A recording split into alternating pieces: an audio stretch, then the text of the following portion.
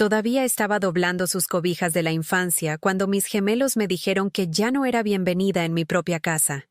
Las palabras me golpearon como agua helada, frías, repentinas y paralizantes. Hoy, voy a contarles algo que nunca pensé que compartiría. Si también creen que aún tenemos valor, incluso después de los 60, escriban 1 en los comentarios. Y por favor, denle like y suscríbanse. Demostremos que somos fuertes juntos.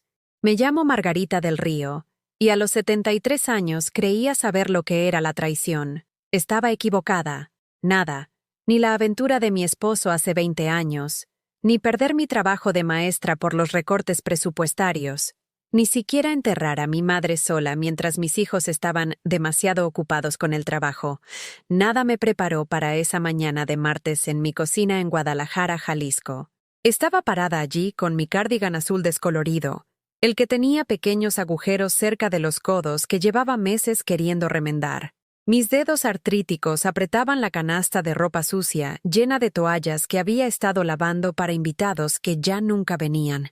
La luz de la mañana entraba por la ventana sobre mi fregadero, iluminando partículas de polvo que bailaban como recuerdos, ligeras, hermosas y completamente insignificantes.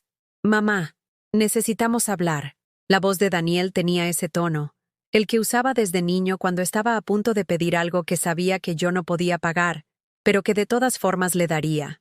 Estaba sentado en mi mesa de la cocina, la que compré en una venta de garaje hace 30 años y que yo misma restauré, con su traje caro luciendo fuera de lugar entre mis sillas desparejadas y tazas de café desportilladas. Jason estaba de pie junto al refrigerador, con la espalda recta, evitando mis ojos. Incluso como hombres adultos, todavía caían en sus roles de la infancia. Daniel el encantador, Jason el que hacía cumplir las reglas. Tenían expresiones coincidentes de incómoda determinación, como niños que habían echado pajitas para ver quién le diría a su madre que su mascota había muerto. «Hemos estado hablando», continuó Daniel, con sus dedos bien cuidados tamborileando contra mi mesa, «sobre tu situación aquí, viviendo sola en esta casa grande. Las escaleras, el mantenimiento. Ya no es seguro». Seguro. Esa palabra flotaba en el aire entre nosotros como una acusación, como si mis 73 años de sobrevivir, de criarlo sola después de que su padre se marchó, de enseñar en la escuela primaria durante 35 años mientras manejaba un hogar, pagaba las facturas y los cuidaba en cada rodilla raspada y corazón roto, como si todo eso me hubiera hecho de repente incompetente. «Estoy bien», dije, aunque mi voz sonaba más pequeña de lo que pretendía. La canasta de ropa sucia se sintió más pesada en mis brazos y la dejé en el mostrador, junto al búho de cerámica que mi madre me había dado, el que mis hijos solían hacer reír, llamándolo el pájaro feo de la abuela. «¿De verdad lo estás?». Finalmente habló Jason, girándose para mirarme con esos ojos verdes que solían brillar cuando corría hacia mí después de la escuela, ansioso por compartir su día. Ahora tenían algo más: impaciencia, tal vez, o peor, lástima. «La señora Pérez de la puerta de al lado nos llamó. Dijo que olvidaste cerrar la manguera 3 veces el mes pasado. Agua corriendo toda la noche». El calor me subió a las mejillas. Sí, últimamente había estado distraída. Sí, a veces olvidaba cosas pequeñas. Pero, ¿quién no, viviendo en esta casa que hacía eco, donde cada crujido y asentamiento me recordaba toda la risa que solía llenar estas habitaciones, donde el silencio era tan completo que a veces me encontraba hablando con las fotografías en la repisa, solo para escuchar una voz humana, incluso si solo fuera la mía? «Hemos encontrado un lugar», anunció Daniel, sacando un folleto brillante de su maletín. «El Mirador del Sol. Es hermoso, mamá. Cuidado profesional, actividades, gente de tu edad. Te encantará. El Mirador del Sol». El nombre sonaba como algo de un centro turístico, pero las fotos mostraban exactamente lo que era: un almacén para ancianos, un lugar donde las familias depositaban a sus parientes inconvenientes y los visitaban 2 veces al año con flores compradas y sonrisas forzadas. «No quiero ir a un asilo de ancianos», susurré, las palabras raspando mi garganta como papel de lija. No es un asilo de ancianos, corrigió rápidamente Jason. Es una residencia asistida, muy diferente. Tendrás tu propio departamento, solo más pequeño, más manejable, más pequeño, más manejable. Como yo. Pensé en el jardín que había cuidado durante 20 años, los tomates y caléndulas que florecían cada verano a pesar de mi supuesta memoria fallida. Pensé en mi dormitorio de arriba, donde mecía a ambos niños para dormir durante esas noches interminables cuando tenían infecciones de oído o pesadillas. Pensé en la cocina donde les había enseñado a hacer panqueques los sábados por la mañana, donde tallábamos calabazas de Halloween y decorábamos galletas de Navidad, y donde los había abrazado mientras lloraban por sus primeros desamores. Esta es mi casa, dije, más fuerte ahora, sorprendiéndome con la firmeza de mi voz. Daniel y Jason intercambiaron una mirada, esa comunicación tácita que habían perfeccionado de niños, la que siempre me hacía sentir como una extraña a su vínculo fraternal. El papeleo ya está archivado, dijo Jason, con un tono suave pero definitivo. El depósito está pagado. Tu habitación estará lista el próximo martes. La habitación se inclinó ligeramente, y me agarré al borde del mostrador. Ustedes no me preguntaron. Mamá, hubieras dicho que no, explicó Daniel, como si le hablara a un niño que no podía entender por qué las verduras eran buenas para ella. Y entonces habríamos pasado meses discutiendo mientras vivías aquí sola, insegura, hasta que algo terrible sucediera. Algo terrible. ¿Cómo qué? ¿Cómo morir en mi propia casa, rodeada de mis propias cosas, en mi propia cama? Eso sonaba como una bendición en comparación con lo que estaban ofreciendo. Te queremos, añadió Jason. Y esas 3 palabras, las que había esperado meses para escuchar de cualquiera de los dos, se sintieron como piedras en mi pecho. Esto es lo mejor. ¿Lo mejor para quién? Miré a mis hijos, a estos hombres a los que les había dado todo, a estos niños a los que había amado más que mi propia vida, y vi a extraños. ¿Cuándo la sonrisa de Daniel se había vuelto tan ensayada, tan vacía? ¿Cuándo Jason aprendió a hablar sin mirarme a los ojos? ¿Cuándo ambos se habían convertido en el tipo de personas que podían planear el exilio de su madre sin incluirla en la conversación? La luz de la mañana había cambiado, y las partículas de polvo habían desaparecido. La cocina se sentía más pequeña, las paredes más cerca. Podía oler granos de café en la basura, el jabón de lavavajillas de lavanda que había usado durante años, y, debajo de todo, el ligero aroma de las velas de vainilla que encendía todas las noches, cuando el silencio se volvía demasiado pesado para soportarlo sola. Necesito tiempo para pensar, me las arreglé para decir. No hay mucho tiempo, respondió Daniel, mirando su reloj, un Rolex que nunca había visto antes. Los mudanceros vienen el lunes. Ya hemos organizado todo, todo. Mi vida, mi futuro, mi dignidad, todo organizado sin consultar a la persona a la que más afectaría. Después de que se fueron, me senté en mi cocina durante horas, escuchando cómo la casa se asentaba a mi alrededor. El refrigerador zumbaba con su melodía familiar. El reloj en la pared marcaba los segundos de mi última semana de libertad.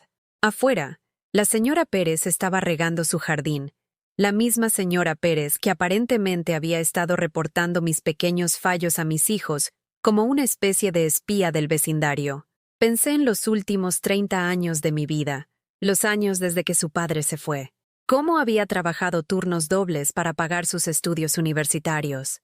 Cómo me había perdido cenas con amigos, vacaciones, incluso citas con hombres amables que me lo habían pedido, porque siempre estaba ahorrando dinero para sus necesidades, sus deseos, su futuro. Cómo celebré sus graduaciones sola porque estaban demasiado ocupados con sus novias y nuevos trabajos para pasar tiempo con su vieja madre.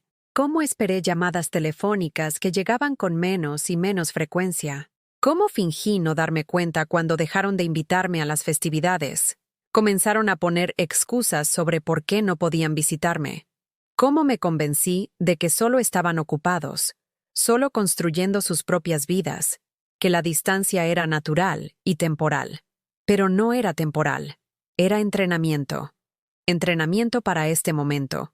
cuando podían deshacerse de mí con la misma eficiencia casual que habían usado para deshacerse de mis sentimientos durante años. Levanté el búho de cerámica del mostrador, el pájaro feo de mi madre, y lo sostuve en mis palmas. Era más pesado de lo que recordaba, cálido por el sol de la tarde que había estado entrando por la ventana. Mi madre había muerto hacía 10 años. Había muerto en su propia casa, en su propia cama, con mi mano agarrando la suya. Nunca tuvo que enfrentar lo que yo estaba enfrentando. Hijos que la veían como un problema a resolver en lugar de una persona a ser valorada. Esa noche, llamé a mi hermana Ruth en Seattle. No habíamos hablado en meses. Otra víctima de la creciente soledad que había ido reclamando mis relaciones una por una. «Margarita, ¿estás bien?» Su voz transmitía una preocupación inmediata, como solo la voz de una hermana puede hacerlo. «Me van a meter en un hogar», dije, y las palabras sonaron aún más irreales dichas en voz alta. Ruth se quedó callada por un largo momento. Entonces, esos ingratos mocosos. Me reí, y fue el primer sonido genuino que había hecho en todo el día. A Ruth nunca le gustaron mis muchachos, ni siquiera cuando eran niños. Siempre decía que eran demasiado cómodos recibiendo y nunca aprendieron a dar. Los defendí, por supuesto. Eran mis hijos. Pero ahora, ¿qué vas a hacer?, preguntó.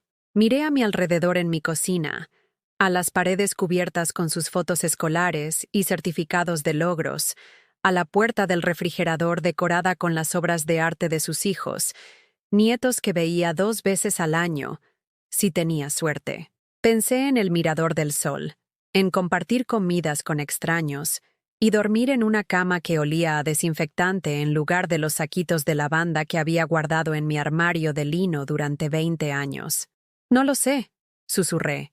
«Simplemente no lo sé». Pero cuando colgué el teléfono y me preparé para lo que podría ser mi última semana en la casa que había amado y cuidado durante 3 décadas, algo pequeño y duro comenzó a formarse en mi pecho. No del todo enojo, todavía no, pero algo más frío y más paciente. Algo que susurraba. Ellos no pueden decidir esto. No sin consecuencias. Algo que prometía. Esto no ha terminado. Ese fin de semana, mientras empacaba mi vida en cajas de cartón, los recuerdos volvieron a inundarme como una represa que estalla. 30 años de dar. 30 años de ponerlos primero. 30 años de creer que el sacrificio era solo otra palabra para amor. Comencé en su antiguo dormitorio, el que había mantenido exactamente como lo habían dejado cuando se mudaron para la universidad. 2 camas gemelas con edredones azules a juego que había cosido yo misma, quedándome despierta hasta la medianoche después de mis turnos de maestra, porque los comprados en la tienda eran demasiado caros. Las paredes aún conservaban sus medallas de la escuela secundaria, cintas de la feria de ciencias y fotos de graduación.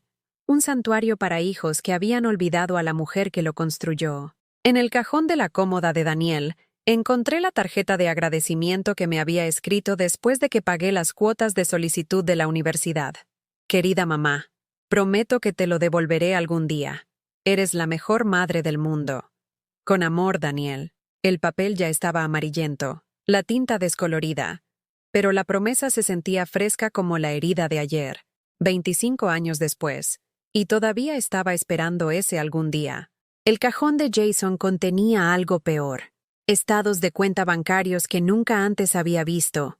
Estados de cuenta que mostraban depósitos de 500 pesos, mes tras mes, durante 3 años después de que se graduó. Dinero que le había enviado cuando afirmó que estaba luchando por encontrar trabajo en Chicago, cuando dijo que su novia estaba enferma y no podían pagar sus medicamentos, cuando me suplicó que lo ayudara a pagar el alquiler una vez más. Pero estos estados de cuenta mostraban algo completamente diferente.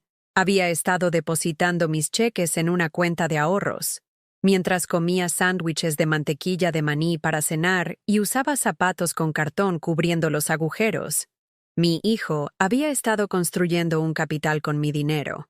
El saldo final mostraba $38,000, dinero que se había convertido en su pago inicial de la casa, donde ahora vivía con su esposa e hijos. La casa que me habían invitado a ver exactamente una vez. Me senté en su cama de la infancia, sosteniendo esos estados de cuenta, y recordé las llamadas telefónicas. Cómo su voz temblaba con desesperación fabricada. Cómo diría, «Mamá, odio pedirlo, pero no sé qué más hacer». Cómo prometí transferir el dinero ese mismo día, incluso cuando eso significaba elegir entre comestibles y combustible para calefacción. Incluso cuando eso significaba decirle a mis propios acreedores que esperaran un poco más. Recordé haber trabajado en sesiones de escuela de verano, cuando otros maestros estaban de vacaciones con sus familias, haber aceptado trabajos de tutoría adicionales por las noches, haber vendido las joyas de mi madre pieza por pieza, todo para poder seguir enviando esos cheques mensuales a mi hijo en apuros que no estaba en apuros en absoluto. La traición dolió más de lo que esperaba. No solo el dinero, aunque eso dolió, fue la mentira. La actuación, la forma en que había manipulado mi amor, había convertido mis instintos maternales en armas contra mi propia seguridad financiera. Me mudé al armario, donde guardaba cajas con las pertenencias de su infancia, disfraces de Halloween que había hecho despierta toda la noche, calcetines navideños bordados con sus nombres en hilo rojo que me habían costado el equivalente a 3 semanas de dinero para cigarrillos. No es que ya fumara, pero en ese entonces, cada lujo requería sacrificio de algún otro lugar. En una caja, encontré los dientes de leche de Daniel, cada uno envuelto en papel de seda con la fecha escrita con mi cuidadosa letra. 26 dientes diminutos, guardados porque alguna parte de mí creía que la maternidad significaba preservar cada momento, cada hito, cada prueba física de su existencia. ¿Qué madre guarda dientes? El tipo que ama demasiado, que encuentra significado en los restos más pequeños de la vida de sus hijos. Debajo de los dientes descubrí algo que me hizo temblar las manos: mis papeles de divorcio. Los había escondido aquí hace 20 años, en una caja de los recuerdos de mis hijos, porque incluso entonces había entendido que mi propio dolor importaba menos que protegerlos de la verdad sobre su padre. Leyendo esos documentos ahora, recordé cosas que había tratado de olvidar. Cómo David había vaciado nuestra cuenta de ahorros conjunta la semana antes de irse, llevándose 18,000 pesos, dinero que había ahorrado de mi salario como maestra durante 5 años. Cómo había vendido mi coche sin decirme, obligándome a caminar al trabajo durante 6 meses hasta que pude pagar otro. Cómo se había mudado con su secretaria 3 días después de decirme que nuestro matrimonio había terminado, mudándose a un apartamento que claramente había estado preparando durante meses. Pero lo que recordaba con más claridad era la conversación que tuve con los muchachos después. Daniel tenía 15 años, Jason 15 y 3 minutos mayor, y exigieron saber por qué su padre se había ido. Tu padre y yo nos distanciamos, les dije, usando el lenguaje suave que protegía a todos excepto a mí. A veces estas cosas suceden, pero eso no cambia cuánto los amamos a los dos. Nunca les había hablado de la otra mujer. Nunca mencioné el dinero robado, ni el coche vendido. Nunca expliqué que su padre ni siquiera se había molestado en despedirse de ellos, que yo había tenido que inventar excusas de por qué se perdió el campeonato de baloncesto de Jason y el torneo de debate de Daniel.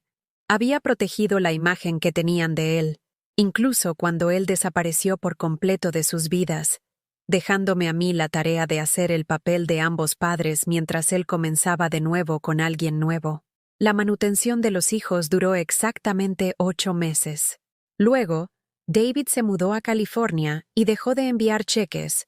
Cuando llamé a su nuevo número, su nueva esposa respondió y me dijo fríamente que necesitaba dejar de acosarlos y seguir adelante con mi vida, como si seguir adelante fuera tan simple como decidir hacerlo, como si el abandono financiero fuera solo otra elección de vida en lugar de una crisis diaria que duró años.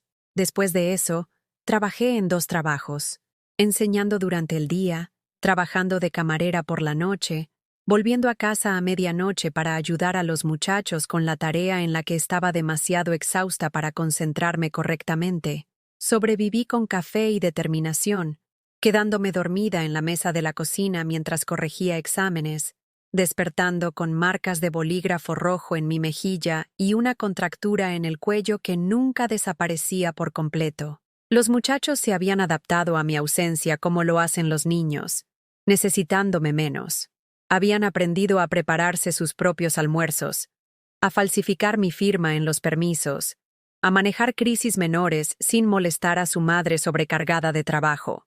Me había dicho a mí misma que esta independencia era buena para ellos, que estaba criando a jóvenes autosuficientes que podían manejar cualquier cosa que la vida les deparara, pero lo que realmente estaba haciendo era enseñarles que mi tiempo, mi energía, mis necesidades, siempre eran secundarias a todo lo demás. Los estaba entrenando para que me vieran como un recurso en lugar de una persona, una fuente de soluciones en lugar de alguien que pudiera necesitar apoyo. En otra caja, encontré boletas de calificaciones que abarcaban 12 años de su educación. Hacen todo, certificados de honor, comentarios de maestros que elogiaban su inteligencia y potencial. Recordé cada conferencia de padres y maestros, cada obra de teatro escolar, cada ceremonia de premios a la que asistí sola mientras otras familias llegaban en parejas. Había tomado fotos con mi vieja cámara Polaroid, creando álbumes que documentaban sus logros mientras yo permanecía invisible detrás del lente. Me había perdido mi propia reunión universitaria para asistir a la graduación de la escuela secundaria de Daniel. Me salté la fiesta de aniversario de bodas de mi hermana para llevar a Jason a una entrevista universitaria a 3 estados de distancia.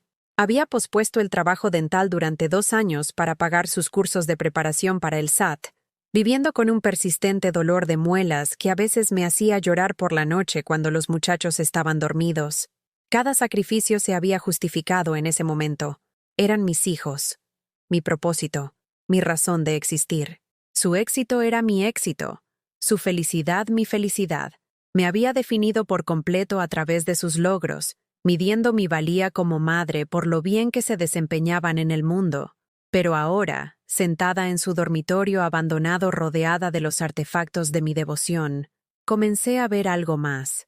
Un patrón, una transacción a la que nunca me había consentido conscientemente, pero en la que de alguna manera había estado participando durante décadas. Yo daba, ellos tomaban. No pedí nada, ellos no proporcionaron nada. Me hice más pequeña para que ellos pudieran crecer más grandes, y en algún momento me había vuelto invisible incluso para mí. Encontré mis viejos álbumes de fotos en la caja inferior, los de antes de que David se fuera. Fotos de vacaciones familiares que apenas podíamos pagar. Mañanas de Navidad en las que había pasado meses ahorrando para regalos que parecían modestos para los estándares actuales, pero que habían representado un enorme sacrificio en ese momento. En cada foto, yo estaba sonriendo. Incluso las fotos espontáneas me mostraban sonriendo a mis hijos, con mi rostro brillante con la alegría particular que proviene de ver a las personas que amas felices. ¿Cuándo había dejado de sonreír así? ¿Cuándo la alegría se había convertido en un lujo que no podía permitirme? Hojeé fotos más recientes, fotos de las bodas de los muchachos, donde me paré un poco aparte de sus nuevas familias, vestida con atuendos que había comprado en tiendas de descuento y alterado yo misma. Fotos de las fiestas de cumpleaños de mis nietos, donde aparecía en segundo plano, con las manos llenas de platos sucios, limpiando mientras todos los demás celebraban. En todas estas fotos recientes, mi sonrisa se veía diferente, más pequeña, más cuidadosa.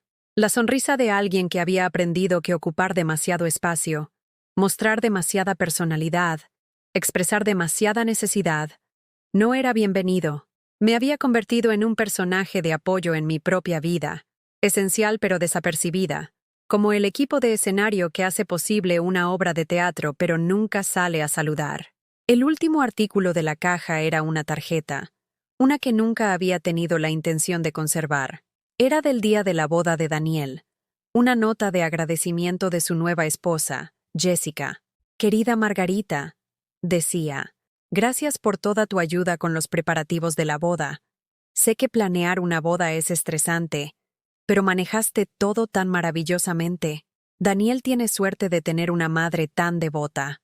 Recordé ese período de preparación de la boda como un sueño febril, 6 meses de mi vida consumidos por detalles que no eran míos para administrar, pero que de alguna manera se convirtieron en mi responsabilidad. La madre de Jessica había estado demasiado ocupada con el trabajo para ayudar a planear, así que yo intervine. Investigué lugares, comparé precios de catering, pasé fines de semana conduciendo a tiendas de novias, floristas y fotógrafos.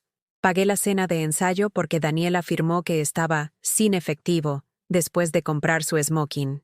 Me quedé despierta toda la noche haciendo centros de mesa porque Jessica decidió que los profesionales eran demasiado caros. Me coordiné con los proveedores, administré las confirmaciones de asistencia y, de alguna manera, terminé siendo responsable de asegurar que cada detalle del día perfecto de otra persona saliera bien. En la boda en sí, vi a Daniel bailar con Jessica con su canción especial. Lo vi emocionarse cuando habló sobre lo bendecido que estaba de encontrar a su alma gemela, su compañera de vida. Durante su discurso, agradeció a varias personas. A sus nuevos suegros por darle la bienvenida a su familia, a sus mejores amigos por su apoyo, incluso a su ausente padre por enseñándole qué clase de hombre quería ser. Nunca me mencionó a mí, ni una sola vez. Sentada allí ahora, sosteniendo esa tarjeta de agradecimiento con su agradecimiento genérico por la ayuda, finalmente entendí algo que me había tomado 30 años reconocer. No había estado criando hijos. Había estado entrenando reemplazos para su padre, hombres que tomarían lo que necesitaban y se marcharían cuando algo mejor apareciera. Y ahora, al igual que David antes que ellos, me estaban sacando de sus vidas con la misma eficiencia casual que usarían para deshacerse de muebles que ya no coincidían con su decoración. La diferencia era que, esta vez, no iba a hacérselo fácil. Esta vez, iba a recordar lo que se sentía al importar. El mirador del sol olía a productos de limpieza industrial mezclados con verduras demasiado cocidas, y algo más que no podía identificar.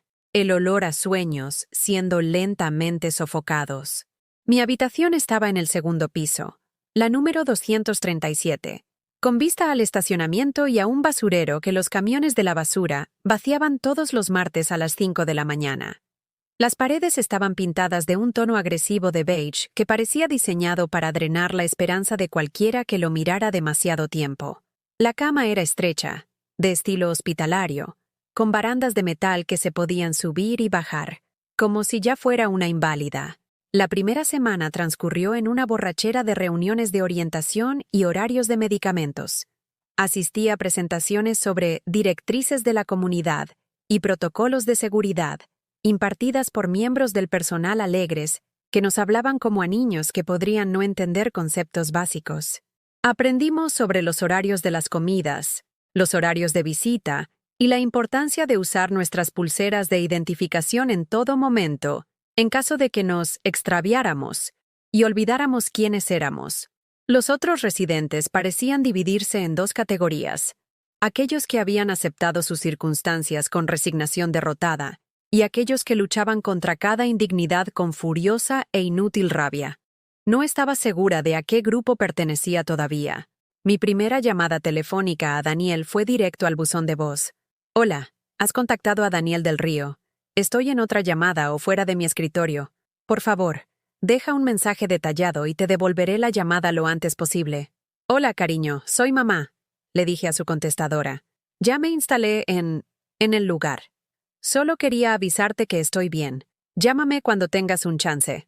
No me devolvió la llamada ese día, ni al día siguiente, ni al otro. Cuando finalmente contacté a Jason 3 días después, nuestra conversación duró exactamente 4 minutos. Mamá, ¿cómo te estás adaptando? Su voz tenía esa cualidad brillante y forzada que la gente usa cuando habla con alguien que cree que podría ser inestable. Es diferente, dije con cuidado. La comida no es muy buena, y mi compañera de cuarto ronca terriblemente. Me preguntaba si tal vez podría... Oh, eso es normal, me interrumpió. Se necesita tiempo para adaptarse a nuevas situaciones. Lo importante es que estés segura y recibiendo la atención adecuada. Segura. Ahí estaba esa palabra otra vez. Como si mis 73 años de navegar con éxito por el mundo de repente me hubieran convertido en un peligro para mí misma. Extraño mi jardín, dije, y mi cocina. Estaba pensando que tal vez podríamos buscar algunas otras opciones. Mamá, ya hemos pasado por esto. Esto es lo mejor para todos. Harás amigos allí. Tal vez te dediques a algunos pasatiempos. Tienen actividades, ¿verdad? Actividades. Como pintar con los dedos y cantar a coro y ejercicios en silla dirigidos por adolescentes que me llamaban cariño y hablaban en voz alta como si ser mayor me hubiera dejado sorda. No quiero hacer amigos, dije, sorprendida por la agudeza de mi propia voz. Quiero ir a casa. Hubo una pausa. Mamá, esa casa ya no es tu hogar. Es demasiado para ti. Hablamos de esto. No, quería decir. Ustedes hablaron. Yo escuché. La conversación terminó con promesas de visitar pronto, que ya sabía que no se materializarían. 2 semanas después de mi residencia en el Mirador del Sol, descubrí algo que lo cambió todo. Había tenido problemas para dormir. El colchón era demasiado firme y mi compañera de cuarto, Elena, tenía terrores nocturnos que la hacían gritar en su sueño. Así que solía caminar por los pasillos por la noche, caminando con mis pantuflas como un fantasma que rondaba mi propia otra vida. Fue entonces cuando escuché a escondidas la conversación telefónica que destrozó lo que quedaba de mis ilusiones sobre las motivaciones de mis hijos. Estaba pasando por la estación de enfermeras alrededor de la medianoche cuando escuché una voz familiar proveniente de la oficina administrativa. La puerta estaba ligeramente entreabierta y, a través de la rendija, pude ver a Daniel sentado en la silla del director, de espaldas a la puerta, con el teléfono pegado a la oreja. Te digo, es perfecto, estaba diciendo. La ubicación es una propiedad inmobiliaria de primera. Una vez que la desocupemos y la renovemos, buscaremos fácilmente duplicar lo que ella pagó por ella. Quizás más. Mi sangre se convirtió en agua helada en mis venas. Jason ya se ha puesto en contacto con un contratista, continuó Daniel. Podemos comenzar el trabajo de demolición tan pronto como obtengamos el poder notarial finalizado. El abogado dice que no debería llevar mucho tiempo, dada su actual situación. Situación actual. Incompetencia mental, quería decir. Iban a hacerme declarar mentalmente incompetente. Los costos del asilo de ancianos rondan los 4,000 pesos al mes, dijo, y pude oír el crujido del papel. Pero incluso a esa tarifa, saldremos muy adelante una vez que se venda la casa. Una estimación conservadora la sitúa en 350, quizás 400,000 en este mercado. 400,000 pesos. La casa que había llamado hogar durante 30 años, donde los había criado, donde había llorado, reído, soñado y sufrido, reducida a un número en una hoja de cálculo de bienes raíces. Sí, exactamente. De todas formas, ella no necesita tanto espacio. Y, honestamente, parece más feliz aquí, más social. Realmente es lo mejor para ella. Más feliz. Había estado llorando hasta quedarme dormida todas las noches durante 2 semanas, y mi hijo pensaba que parecía más feliz. La conversación continuó, pero no pude soportar escuchar más. Tropecé de vuelta a mi habitación, con las piernas temblando tanto que tuve que agarrarme al pasamanos para evitar caerme. Elena estaba roncando pacíficamente, felizmente inconsciente de que el mundo de su compañera de cuarto se estaba derrumbando en tiempo real. Me senté en mi estrecha cama, mirando las paredes beige, y traté de procesar lo que acababa de aprender. Esto no había sido por mi seguridad o mi bienestar. Se había tratado de dinero. Mi casa, mi hermosa, imperfecta, amada casa, había sido su verdadero objetivo desde el principio. La historia de la demencia, las preocupaciones por mi olvido, las llamadas telefónicas preocupadas de la señora Pérez. ¿Cuánto de esto se había fabricado? ¿Cuánto tiempo habían estado planeando esto? Pensé en los últimos meses antes de que me mudaran aquí. Las preguntas sutiles sobre mis finanzas. Daniel preguntando si había actualizado mi testamento recientemente. Jason preguntando si había considerado reducir a algo más manejable. La forma en que ambos parecían saber exactamente qué asilo de ancianos elegir. La rapidez con la que habían arreglado todo. Esta no había sido una decisión repentina nacida de una preocupación genuina. Este había sido un plan de negocios calculado. A la mañana siguiente, llamé a mi banco. El sistema automatizado me pidió mi número de cuenta, que recité de memoria. Algunas cosas que mi mente supuestamente fallida Aún conservaba perfectamente. Cuando intenté verificar mi saldo, un mensaje grabado me informó que había habido actividad inusual en mi cuenta y que necesitaba hablar con un representante. Señora del Río, me alegra que llame, dijo la representante del banco cuando finalmente me atendieron. Hemos estado tratando de comunicarnos con usted. Ha habido varios retiros grandes de su cuenta en las últimas 2 semanas que queríamos verificar. Retiros grandes. No he hecho ningún retiro, dije. Según nuestros registros, su hijo Daniel del Río ha estado haciendo retiros usando el poder notarial que presentó, pero nuestro sistema muestra que son cantidades inusualmente grandes, por lo que queríamos confirmar. ¿Poder notarial? Mi voz salió como un susurro. Nunca firmé ningún poder notarial. Hubo una pausa. Señora del Río, estoy viendo el papeleo aquí mismo. Tiene fecha de hace 3 semanas y parece tener su firma. Hace 3 semanas. Justo antes de que me mudaran al Mirador del Sol. ¿Cuánto? Pregunté, aunque no estaba segura de querer saberlo. El saldo de la cuenta es actualmente 1,247 pesos. Ha habido 3 retiros. 15,000, 8,000 y 21,000. 44,000 pesos. Casi todos los ahorros de mi vida, desaparecidos.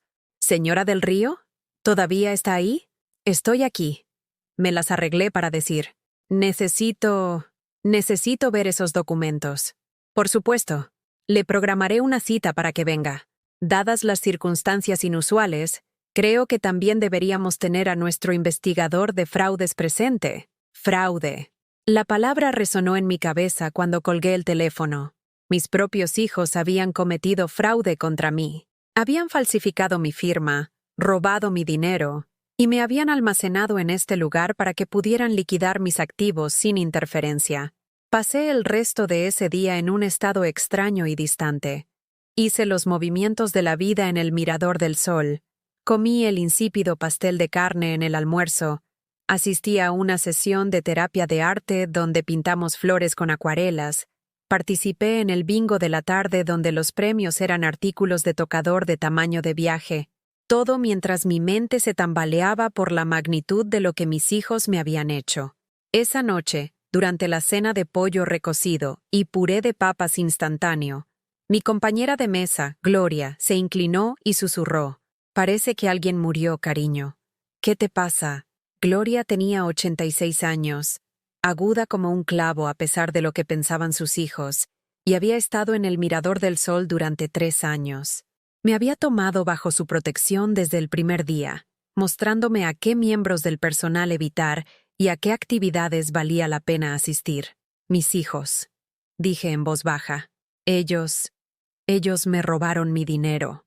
Gloria asintió como si esta no fuera una noticia sorprendente. Cariño, ¿por qué crees que la mitad de nosotros estamos aquí? Los chicos de hoy creen que estamos sentados en montones de dinero esperando morir para poder heredar. Algunos de ellos se impacientan. Tus hijos. Mi hija limpió mis cuentas 2 meses antes de que me pusiera aquí, dijo Gloria con naturalidad. Le dijo al banco que me estaba confundiendo con mis finanzas y que necesitaba ayudarme a administrarlas. Cuando me di cuenta de lo que estaba pasando, mi casa estaba en ejecución hipotecaria y ella se había comprado una bonita camioneta nueva. La miré fijamente. ¿Qué hiciste? Gloria sonrió, pero no era una expresión agradable. Todavía estoy trabajando en eso, cariño. Pero te diré una cosa. Cuando lo descubra, se arrepentirá del día en que decidió robar a su madre. Esa noche, mientras Elena roncaba a mi lado y la luz fluorescente del pasillo proyectaba duras sombras a través de nuestra puerta, me quedé despierta y sentí algo frío y duro cristalizándose en mi pecho. Creían que habían ganado. Creían que habían dispuesto con éxito de su madre inconveniente y habían reclamado su premio. Probablemente se sentían inteligentes, tal vez incluso justificados. Después de todo, ¿qué iba a hacer yo al respecto? Solo era una anciana confundida que vivía en un asilo, ¿verdad? Pero mientras miraba al techo y escuchaba los sonidos de otras 50 almas desplazadas tratando de dormir en camas que no eran suyas, en habitaciones que olían a las penas de otras personas, me di cuenta de algo importante. No estaba confundida. No estaba indefensa. Y definitivamente no había terminado. ¿Me usaron? Oh, sí, me habían usado. Durante 30 años. Pero ahora era mi turno de usar todo lo que había aprendido sobre ser subestimada. Era hora de recordarles a mis hijos que la mujer que los había criado era más dura de lo que recordaban. La reunión bancaria estaba programada para el jueves a las 2 p.m. Le dije al personal del Mirador del Sol que tenía una cita médica, técnicamente cierto, ya que descubrir que tus hijos te han maltratado financieramente probablemente calificaba como una emergencia de salud. Gloria me ayudó a elegir qué ponerme. ¿Quieres lucir competente?, aconsejó, sacando mi vestido azul marino, el que me había puesto para la boda de Daniel. No como una anciana confundida que no sabe qué está pasando con su propio dinero. La investigadora de fraudes, una mujer seria llamada Detective Patricia Torres, me recibió en el banco junto con mi gerente de cuenta, el señor Williams. Habían preparado copias de todos los documentos falsificados, y ver mi firma, o más bien, el torpe intento de alguien de imitar mi firma, hizo que mis manos temblaran de rabia. El análisis de la escritura confirma que estas firmas no son suyas, explicó la detective Torres. Estamos viendo múltiples delitos graves aquí: falsificación, robo de identidad, abuso financiero de ancianos. Sus hijos podrían enfrentar una pena de prisión seria. Pena de prisión. Mis muchachos con monos naranjas, sus reputaciones profesionales destruidas, sus familias avergonzadas. Hace 6 meses, el pensamiento me habría horrorizado. Ahora, se sentía como justicia. ¿Cuáles son mis opciones?, pregunté. Podemos congelar todos los activos restantes de inmediato, dijo el señor Williams. Presentar una denuncia policial. Presentar cargos. El fiscal de distrito se toma muy en serio los casos de abuso de ancianos. Pensé en el traje caro de Daniel, en el reloj Rolex de Jason, en la forma casual en que se habían deshecho de mí mientras planeaban lucrar con mi miseria. Háganlo, dije. Todo. El banco restauró el acceso temporal a mis fondos restantes y abrió una nueva cuenta que me aseguraron que mis hijos no podrían tocar. No era mucho, apenas lo suficiente para sobrevivir, pero era mío. 3 horas después, sonó mi teléfono. ¿Mamá? ¿Qué diablos hiciste? La voz de Daniel era aguda, presa del pánico, nada como el tono profesional controlado que solía usar conmigo. Me protegí, respondí con calma. La policía me llamó al trabajo. Hablan de cargos, de arrestos. ¿Tienes idea de lo que esto podría hacerle a mi carrera? Su carrera, no su conciencia, no su relación con su madre, no la devastadora traición que había cometido. Su carrera. Me robaste 44,000 pesos, dije. Falsificaste mi firma. Le mentiste al banco. No robamos nada. Ese dinero estaba ahí sin hacer nada. Estábamos invirtiéndolo para tu futuro. Mi futuro en un asilo que ustedes eligieron sin consultarme. Dios, mamá, estás siendo muy dramática. Estamos tratando de ayudarte y actúas como si fuéramos criminales. Lo que realmente me heló la sangre fue que él realmente parecía creerlo. En su mente, yo era el problema. Una madre ingrata que no apreciaba la experiencia financiera de sus hijos. La casa, dije. Están vendiendo mi casa. Una pausa. ¿Cómo te enteraste? Mamá, ya no necesitas esa casa. Es demasiado grande, demasiado cara de mantener. El capital puede financiar tus cuidados aquí durante años. Financiar mi encierro, ¿quieres decir? Jesucristo, no es un encierro. Es un lugar agradable. Te están cuidando. Deberías estar agradecida. Agradecida. Por estar encerrada contra mi voluntad mientras mis hijos liquidaban mi vida. Pon a Jason en una llamada tripartita, dije. Vamos a discutir esto en familia. 20 minutos después, ambos hijos estaban en la línea, con la voz tensa de rabia apenas controlada. Mamá, esto es una locura, comenzó Jason. Has congelado nuestro acceso a las cuentas que se establecieron específicamente para ayudar a administrar tus asuntos. Asuntos que nunca les pedí que administraran. No eras capaz de administrarlos tú sola, espetó Daniel. Estabas olvidando facturas, tomando malas decisiones financieras. ¿Qué malas decisiones financieras?, lo desafié. Tú, Estaba siendo demasiado generosa con las donaciones, dando dinero a cada organización benéfica que llamaba. Me reí, un sonido sin humor. Doné 50 pesos al refugio de animales la Navidad pasada. Difícilmente es una imprudencia financiera. El punto es, intervino Jason, estábamos tratando de protegerte de cometer errores. El poder notarial era por tu propio bien. Un poder notarial que nunca firmé. Silencio. Mamá. La voz de Daniel adoptó un tono más suave, el que había usado de niño cuando quería algo. Mira, tal vez deberíamos haber discutido el papeleo más a fondo, pero lo importante es que somos familia. Te amamos. Queremos lo mejor para ti. Si me amaran, habrían preguntado qué quería. Lo que querías no era realista, dijo Jason, perdiendo finalmente la paciencia.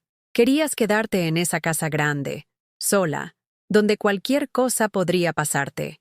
Querías seguir gastando dinero en cosas que no necesitabas, mientras tu salud se deterioraba. Eso no es amor, mamá. Eso es fomentar la autodestrucción. Autodestrucción. Mi deseo de vivir de forma independiente en mi propia casa era ahora patológico. Además, añadió Daniel, no es como si el Mirador del Sol fuera un lugar horrible. Tienes comidas preparadas, actividades, gente de tu edad con quien socializar. La mayoría de la gente estaría agradecida por ese nivel de atención. La mayoría de la gente, como si fuera intercambiable con cualquier otra persona mayor inconveniente. Y si lo odias tanto, continuó Jason, podemos buscar otras instalaciones. Hay lugares realmente bonitos en Arizona, mejor clima, edificios más nuevos. ¿Otras instalaciones? Mi voz salió más aguda de lo que pretendía. ¿Creen que el problema es en que así lo estoy? Mamá, tienes 73 años, dijo Daniel, como si lo hubiera olvidado. Vivir sola ya no es seguro. No estamos diciendo esto para lastimarte. Lo estamos diciendo porque nos preocupamos. Cuidado. La palabra que seguían usando como arma contra mi autonomía. Quiero ir a casa, dije simplemente. Eso no es posible, respondió Jason inmediatamente. La casa ya está bajo contrato. Hemos aceptado una oferta. Mi corazón se detuvo. ¿Vendieron mi casa? La estamos vendiendo, corrigió Daniel. El cierre no es hasta dentro de un mes. Pero sí, encontramos un comprador. Una familia joven y encantadora que la cuidará bien. Una familia joven y encantadora que viviría en mi cocina. Dormiría en mi dormitorio. Plantaría flores en mi jardín. Extraños que llamarían a mi casa su hogar mientras yo me pudría en una habitación beige que olía a desinfectante. No tenían derecho, susurré. Teníamos todo el derecho, dijo Jason con frialdad. Teníamos el poder notarial. Somos tus parientes más cercanos. Y, francamente, mamá, estamos cansados de tener esta misma conversación una y otra vez. Estás donde debes estar. Acéptalo. La investigadora de fraudes dice que podrían ir a la cárcel. Otro silencio, más largo esta vez. No le harías eso a tus propios hijos, dijo finalmente Daniel, pero su voz había perdido su confianza. ¿No lo haría? Mamá. Jason intentó un enfoque diferente. Piensa en lo que esto les haría a los nietos. Que sus padres sean arrestados, en los periódicos, sus reputaciones destruidas. ¿Es eso realmente lo que quieres? ¿Castigar a niños inocentes por los errores de sus padres? Los nietos. Por supuesto, usarían a los nietos. Emma y Tyler, los hijos de Daniel, que me enviaban tarjetas de cumpleaños que su madre claramente elegía y firmaba con sus nombres en una cuidadosa letra infantil. Sofía y Miguel, los hijos de Jason, que me llamaban Abuela Margarita, con la distancia educada de los niños a los que se les había enseñado a respetar a sus mayores, pero no necesariamente a amarlos. Pensé en la última vez que los había visto, en la casa de Jason para el Día de Acción de Gracias hace 8 meses. Cómo me habían abrazado obedientemente cuando llegué. Luego pasaron el resto del día absortos en sus tabletas y teléfonos. Cómo me había sentado en la mesa de los adultos conversando con Jessica y la esposa de Jason, Laura, mientras los niños comían en la cocina. Cómo me había ido a casa después sintiéndome como una extraña que había sido invitada a observar la reunión familiar de otra persona. Esos niños apenas me conocen, dije. Eso no es verdad, protestó Daniel, pero sonaba hueco. ¿Cuándo fue la última vez que los trajiste a visitarme? ¿Cuándo fue la última vez que llamaron solo para hablar? Están ocupados con la escuela, con actividades. Están ocupados porque nunca me hicieron una prioridad en sus vidas, tal como nunca me hicieron una prioridad en la tuya. La verdad flotaba en el aire entre nosotros, fea e innegable. Es exactamente por eso que estábamos preocupados por ti, dijo Jason, con la voz volviéndose fría otra vez. Este pensamiento paranoico, estas acusaciones. Tal vez deberíamos hacer que el Dr. Peterson evalúe tu estado mental más a fondo. Dr. Peterson, el psiquiatra del asilo que se especializaba en medicar las emociones inconvenientes de los residentes ancianos desplazados. ¿Me estás amenazando?, pregunté. Estamos tratando de ayudarte a entrar en razón, dijo Daniel. Pero si vas a ser difícil con esto, si vas a hacer acusaciones descabelladas e involucrar a la policía en asuntos familiares, entonces tal vez sí necesites una atención más intensiva. Atención más intensiva. Una sala cerrada. Medicamentos antipsicóticos. La maquinaria legal que podría declararme incompetente permanentemente. Podría convertirme en pupila del Estado con mis hijos como mis tutores. Entendí ahora por qué tantos de los residentes del Mirador del Sol parecían tan derrotados, tan resignados. Así es como funcionaba. Primero, te quitaban tu hogar, luego tu dinero, luego, si luchabas, te quitaban la cordura. Pero también entendí algo más. Estaban asustados. La participación de la policía los había sacudido. Las cuentas congeladas habían interrumpido sus planes. Por primera vez en toda esta pesadilla, reaccionaban a mí en lugar de controlarme. Necesito tiempo para pensar, dije. Mamá, no hagas esto más difícil de lo que necesitas ser, suplicó Daniel. Podemos resolverlo. Tal vez una habitación más bonita en el Mirador del Sol, más privilegios de visita. Dije que necesito tiempo para pensar. Colgué el teléfono y me senté en el salón común, rodeada de los tranquilos sonidos de las vidas destrozadas de otras personas. La señora Rodríguez estaba tejiendo algo rosa y pequeño, un suéter para un nieto que nunca visitaba. El señor Patel estaba leyendo el mismo periódico que había estado sosteniendo durante una hora, con los ojos desenfocados por el dolor de la independencia que había perdido. Elena estaba durmiendo en su silla de ruedas, con la boca abierta, una fina línea de baba en la barbilla. Este era mi futuro, según mis hijos. Aquí era donde yo pertenecía. Pero mientras estaba sentada allí, observando la puesta de sol a través de las ventanas con barras, sentí algo que no había experimentado en meses, curiosidad por lo que vendría después. Porque había una cosa que mis muchachos habían olvidado en su cuidadosa planificación, una variable que no habían tenido en cuenta. Podría tener 73 años, pero también era la mujer que los había criado.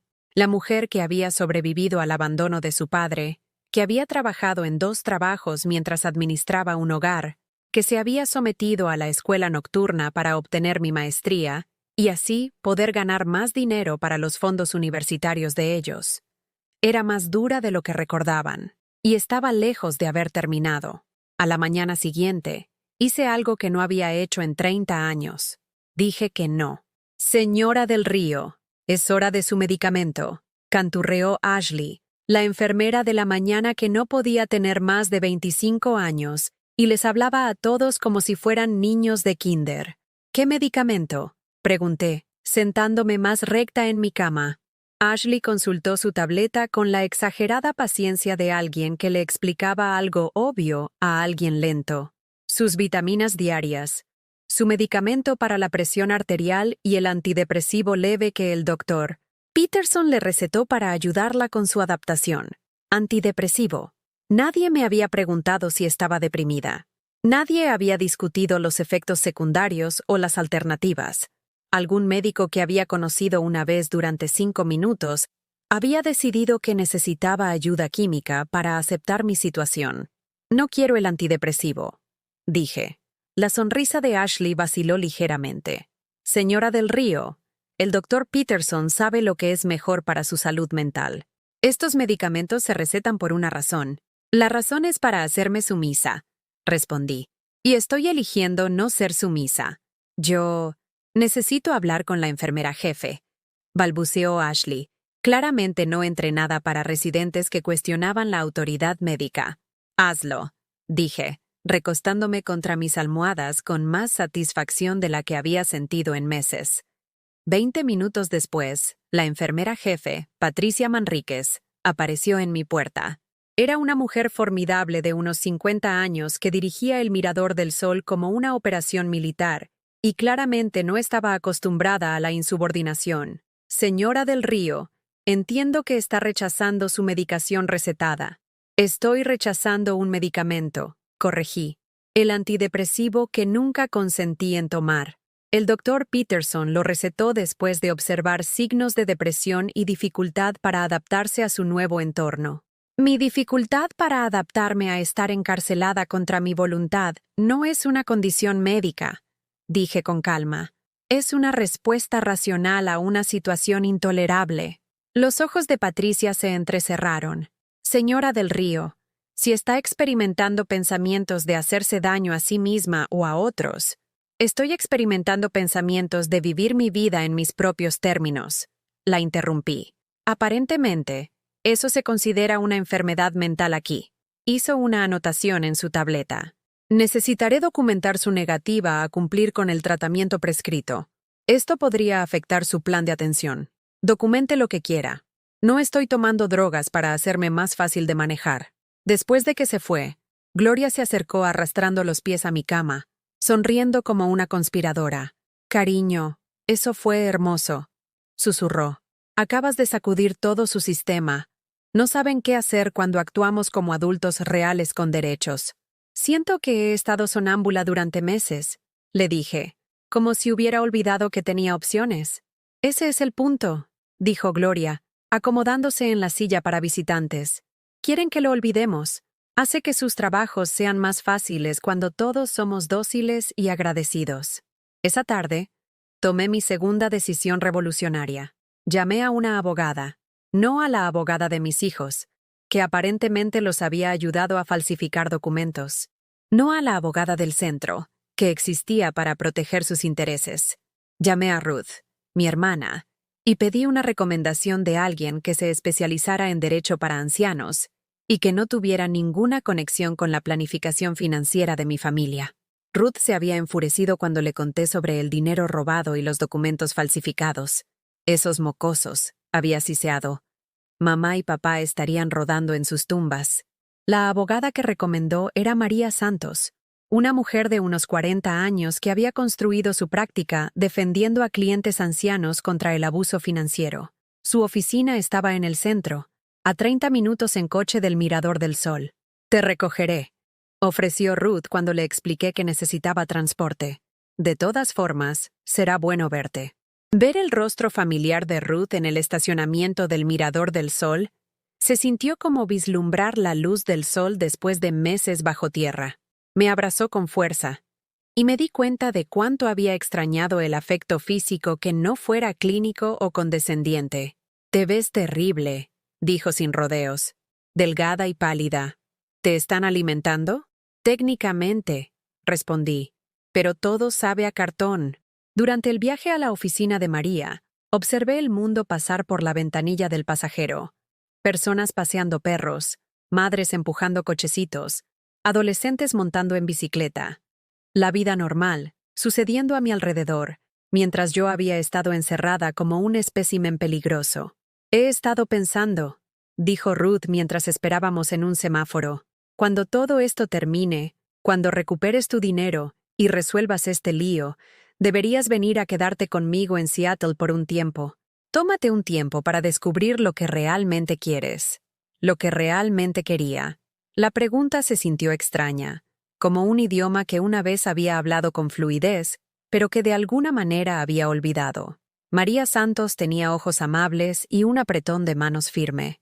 Las paredes de su oficina estaban cubiertas con cartas de agradecimiento de clientes y fotos familiares que sugerían que entendía la importancia de las relaciones genuinas. «Cuéntamelo todo», dijo, sentándose detrás de su escritorio con un bloc de notas y un bolígrafo. Le conté sobre el poder notarial falsificado, el dinero robado, la venta de la casa que nunca había autorizado. Le conté sobre ser trasladada al Mirador del Sol sin consulta, sobre los antidepresivos recetados para hacerme aceptar mi situación, sobre las amenazas de mis hijos de hacerme declarar mentalmente incompetente. María tomó notas a lo largo de mi historia, ocasionalmente haciendo preguntas aclaratorias, sin hacerme sentir ni una vez que estaba reaccionando exageradamente o siendo dramática. Este es un claro caso de abuso financiero de personas mayores, dijo cuando terminé. Solo los documentos falsificados constituyen múltiples delitos graves. Pero, lo más importante, podemos revertir casi todo lo que han hecho. Casi todo.